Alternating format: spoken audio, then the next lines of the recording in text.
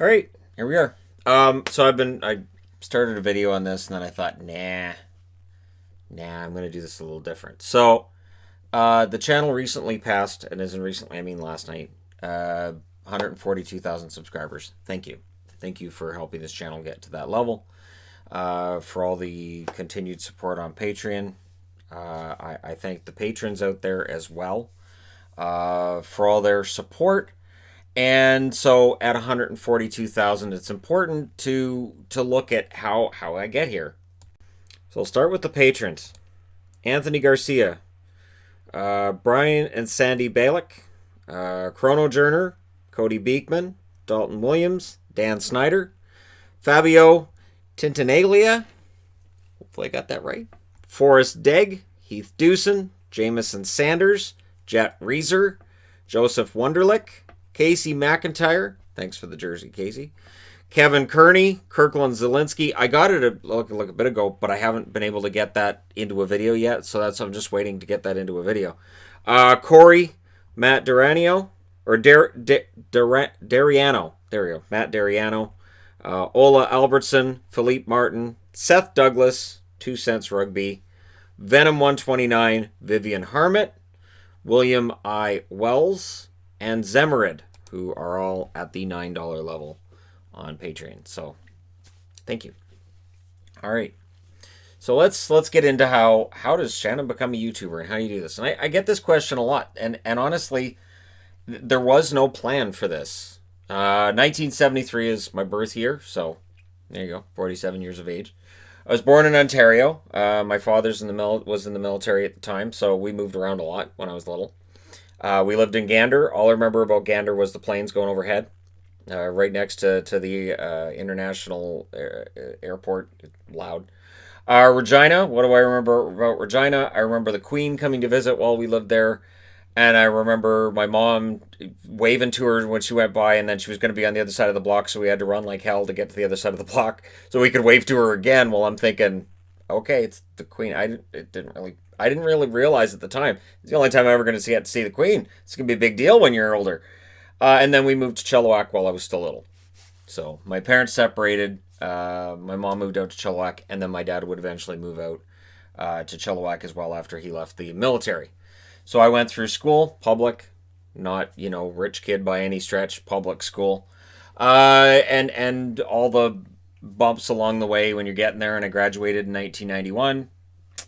And then I was a camp counselor for the first 2 summers after that.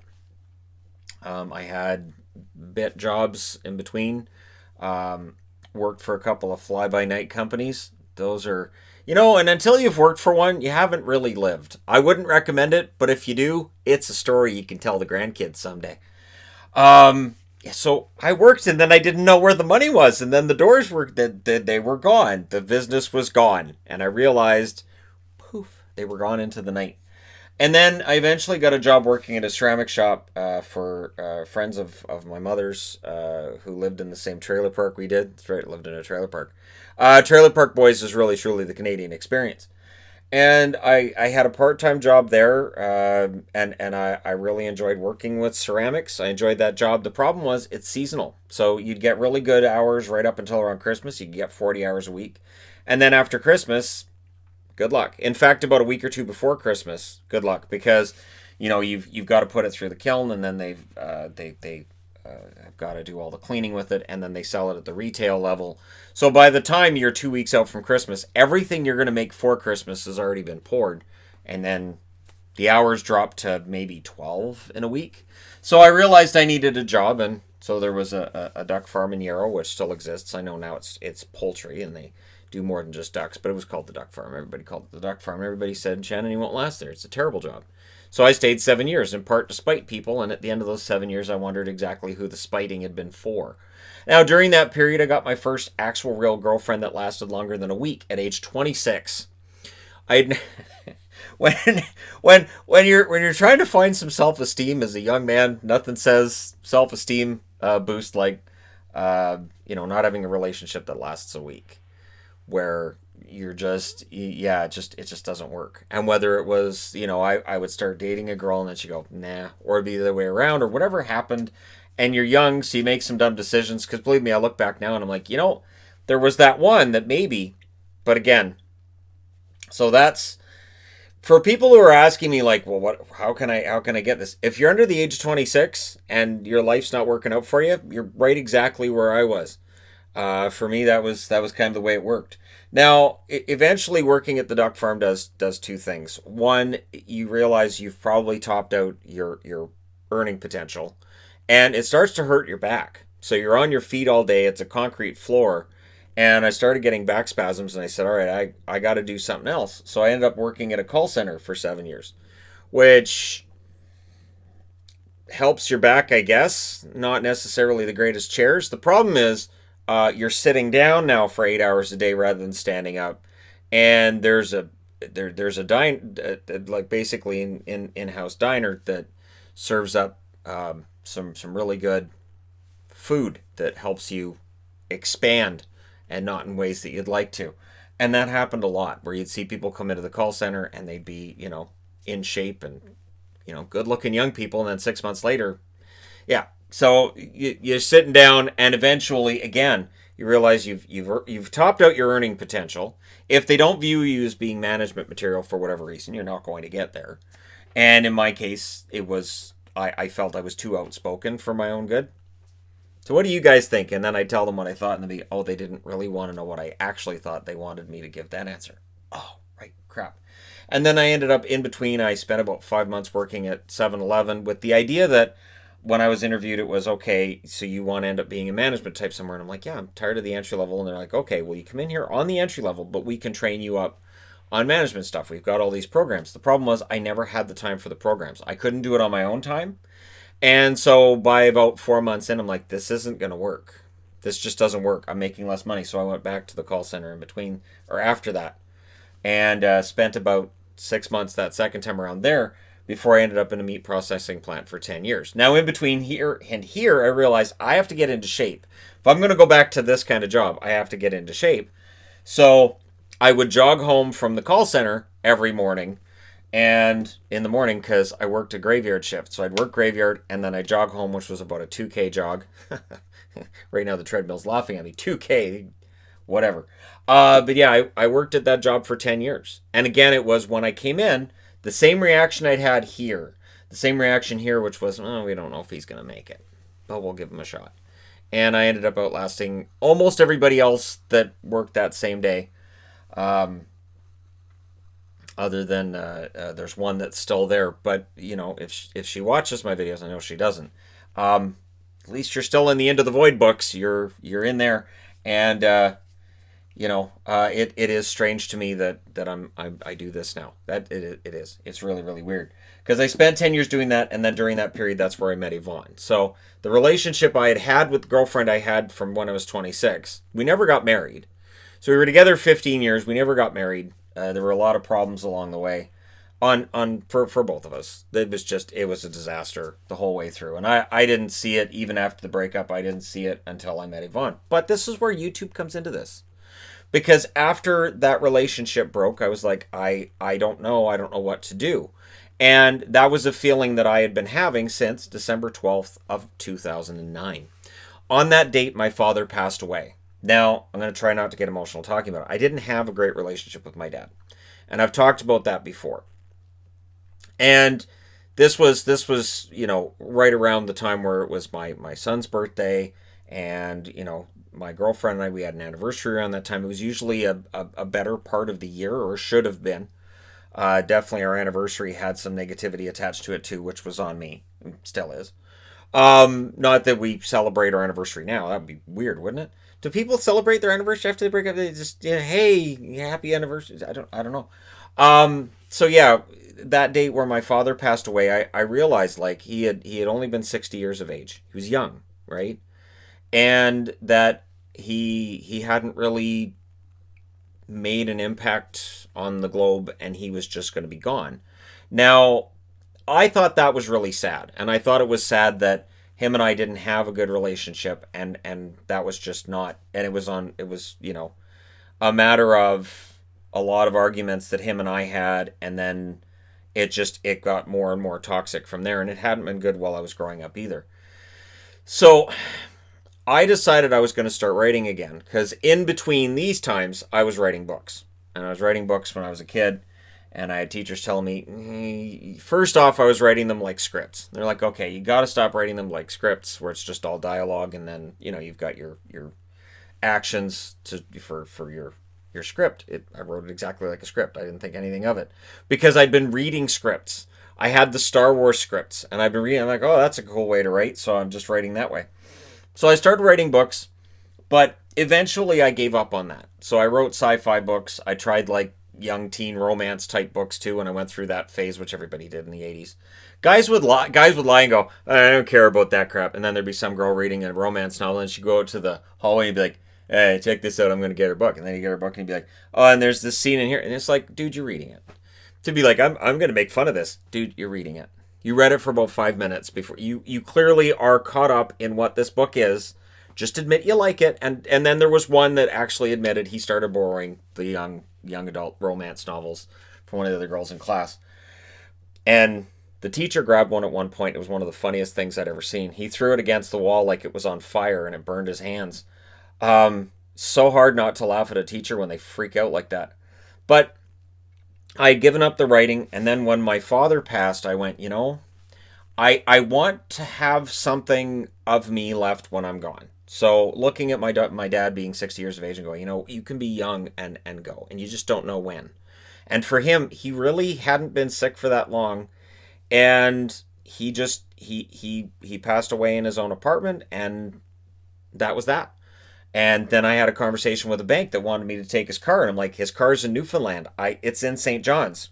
What do you mean? Well, if you just take it, I'm like, well, no, because then I owe the money on it, right? No, just take the car. I don't want the car. I don't need the car. What is the car? And it was like, well, it's kind of a piece of crap. Well, why do I want a piece of crap that's in St. John's? I'm on the other coast. How do I even get it here? Why would I want, like, basically he owed money on the car and they wanted me to say yes so that I would owe the money on the car that he owed. Some baffling thing like that because I was the next of kin or something. Anyways, so I decided I'm going to, leave my mark. And so in 2011, which was right when I was working here, I started writing my books again, 2010, 2011. And I started self-publishing on Amazon. They're still on Amazon. And I know they're not edited. I know. And someday I want to go back and re-edit them and redo them. So in this period in time, I'm dealing with all of this feeling that my life isn't quite what I want it to be, and I didn't quite accomplish what I wanted to. And when you hit around 40 years of age and you look at your life and go, wow, I didn't accomplish anything I wanted to. Like when I was young, I loved astronomy. I was like, man, if I could be an astronomer, but I didn't go to college.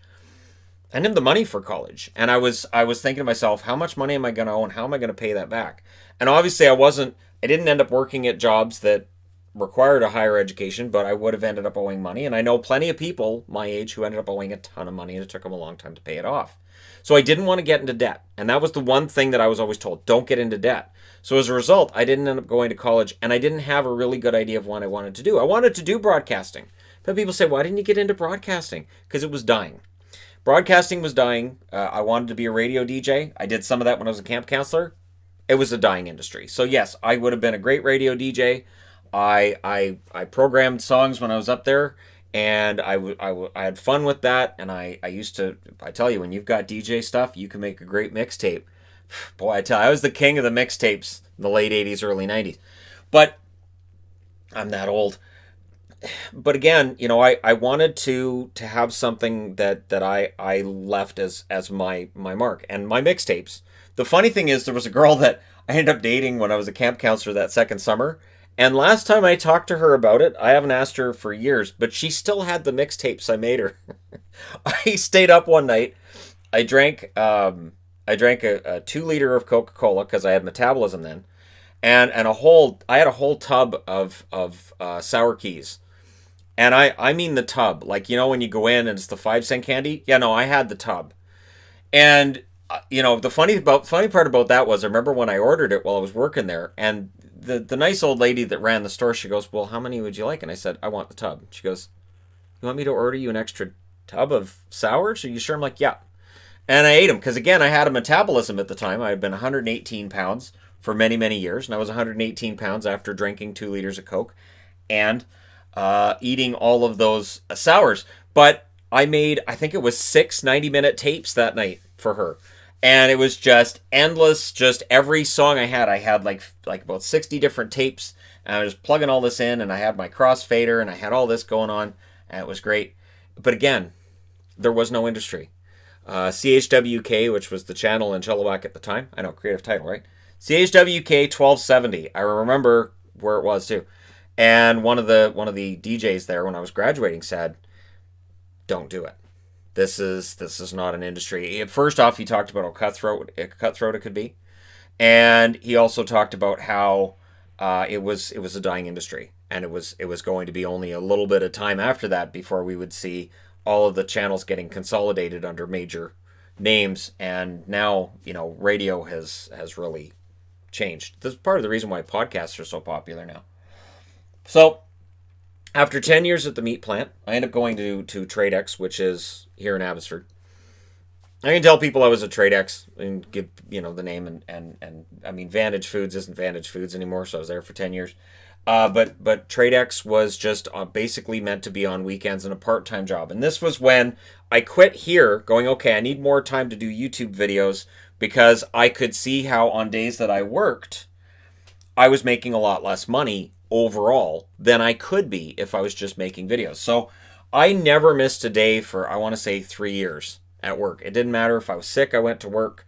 It didn't matter if it was 2 feet of snow, I went to work. Nothing stopped me from going to work.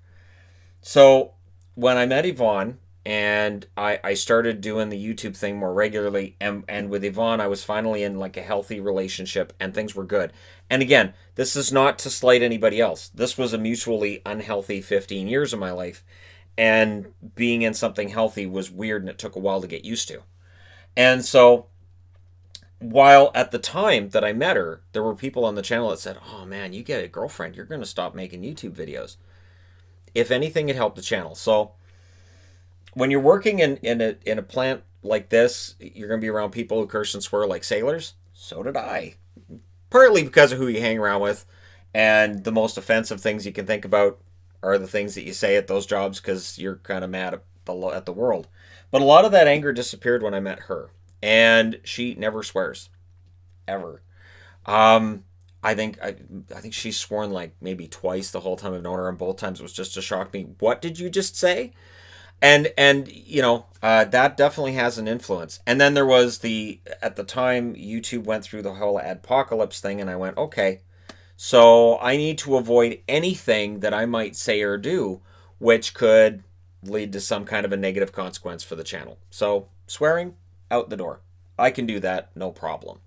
I had grown up in around this period around my grandmother, who introduced me to church. I went to church for years. Don't go now, but I did.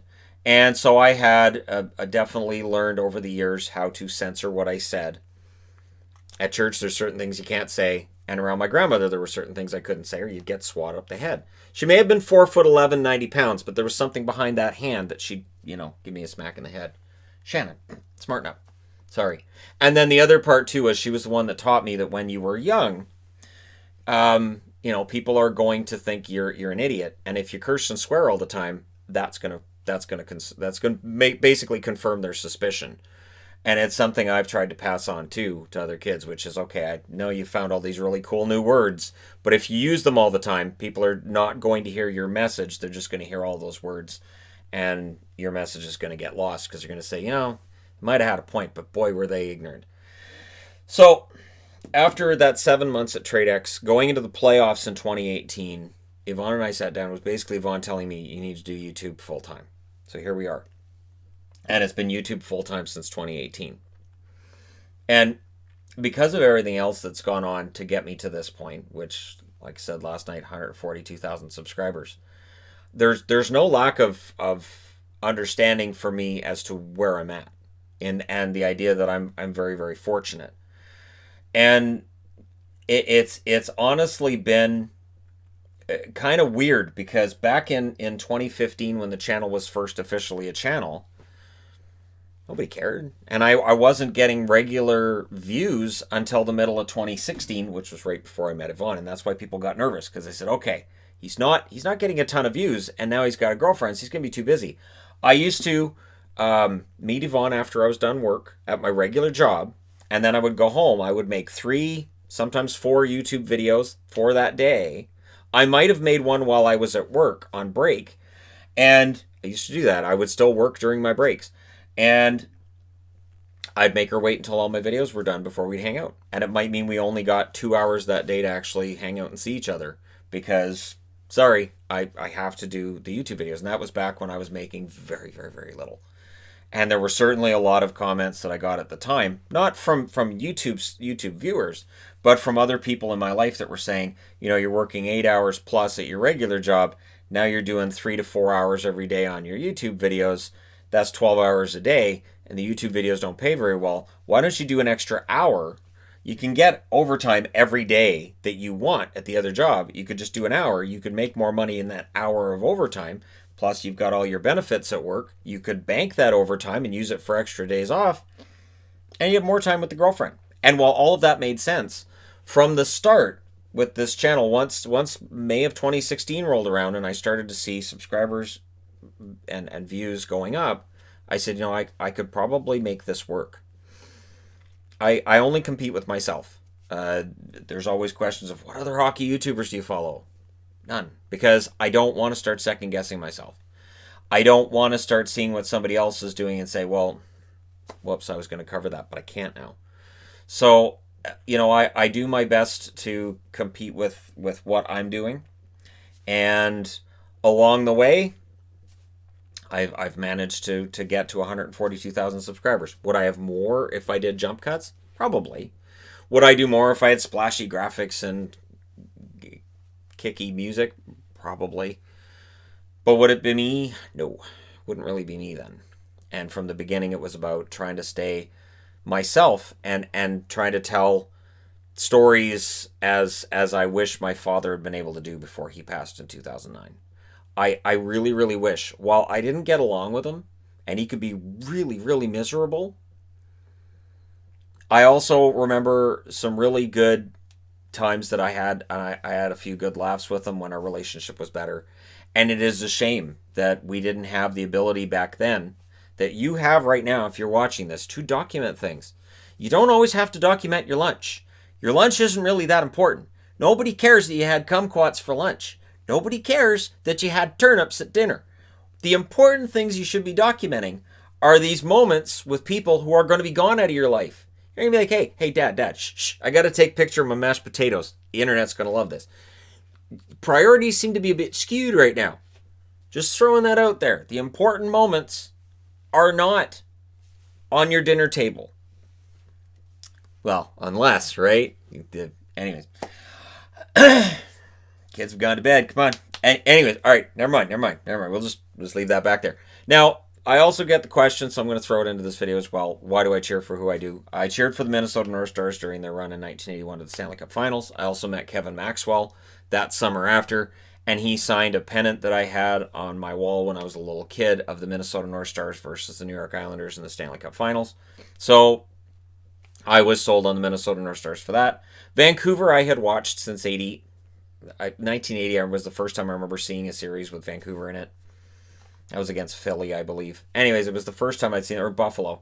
And 82 was where I really jumped on their bandwagon. I jumped on the Canucks bandwagon in 82.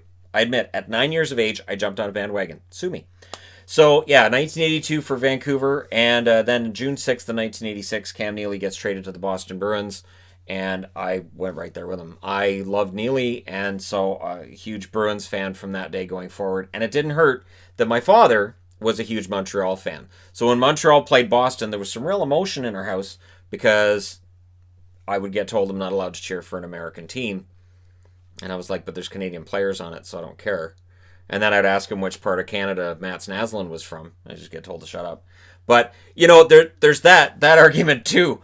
And, 1986, Boston, and those are still the big three. And, of course, Minnesota would move to Dallas, and that didn't change anything.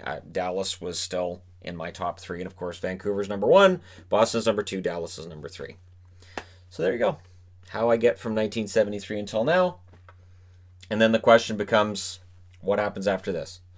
The one thing I can say is that what I vowed in 2009 has kind of worked out, in that if something happened to me tomorrow, if I'm on the treadmill tomorrow and I have a heart attack and I don't survive it, there's videos on the internet. There are people can look me up. People can know who I was. And I think subscribers. I remember my mother telling me at one point when my channel was going, she said, I have learned more from watching your videos and from hearing you talk in your YouTube videos than I learned raising you.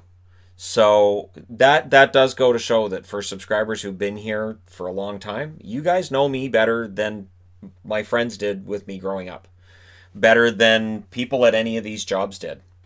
Because I talk to you guys every single day, and I do my best to provide new content every single day for everybody. So thank you for all your support and helping me get here. And yeah, I like to pause every now and then and do these kinds of videos for new subscribers. And I get the feeling that things are going to get kind of crazy this summer with the channel, and I'm ready for it. I'm 100% ready for it because, again, I look back on how things have been and how messy things were at certain points in my life. And, you know, I think the regret I have is the decisions that I made to not do things more than the things that I did. And the realization that, you know, there were times where I played it safe and I shouldn't have. Not saying that, you know, taking all those risks is necessarily worthwhile, but if I could have gone back and picked a couple of risks, the one thing about that is, Yvonne always says, you know, if you'd taken those risks, if you'd made those decisions, you and I wouldn't be together. And I always tell her, no, we're destined, even though I don't believe in destiny. But there you go. Thank you guys so much for all your support. And yeah, I do enjoy taking a look at this every now and then. And for the record, yes, the jersey I'm wearing is the first jersey I ever bought. I bought this in 1990, and it still fits. Still fits me. So that to me is a victory, because, you know, one thing about my father, there's no way that shirts that he wore as a teenager would have fit him when he was 47. It's just not a chance. Yeah. And yeah, so thank you guys so much for everything. I'm just trying not to get emotional on that topic, because honestly, that's been the impetus behind everything that you see. And one thing I'll say in closing, there are a lot of people who message me about how they look to my videos every day as being their part of their routine, and how much they help them, whether they're going through mental health issues, whether they're going through physical health issues. In some cases, they're terminal, and these are messages I've had. These are people I've met face to face who go through these things, and for people who have really relied on them. And not only that, but for family as well. I have family in Newfoundland that haven't seen me since I was 2. So videos like this, they get to see me. And someday, hopefully, I can take a trip back to St. John's. But between now and then, I'll be making videos for all you fine people. And maybe someday I'll be taking a video from The Rock. Newfoundlanders don't like it when I call it The Rock. Got it. Okay. Thank you guys so much for everything. I'll talk to you again soon.